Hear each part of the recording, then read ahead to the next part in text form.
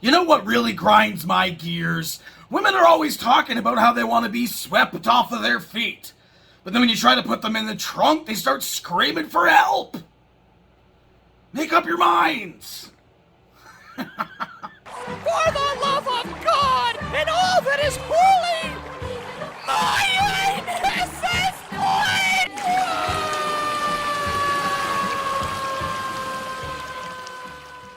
How the fuck are ya, cunt? Nuggets, Galactic Criminal here, and today we are back on that deathcore tip with the ARCHAIC Epidemic.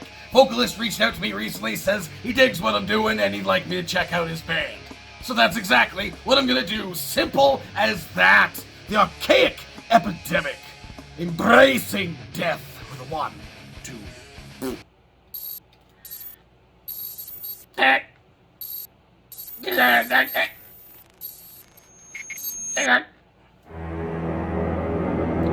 Ooh.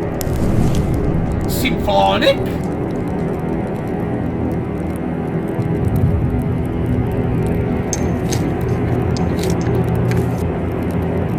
What are you doing?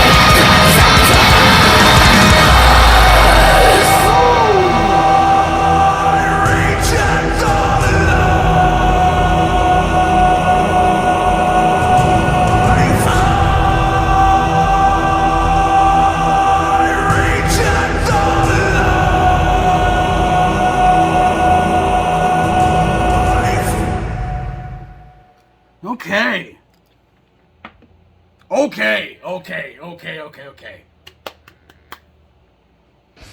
I have faults. Honestly, straight off the top here, until about the midsection of this track, I was starting to get bored. Maybe a little past the midsection of this, I was starting to get bored. It felt, I've said this before, it felt kind of just flat to me.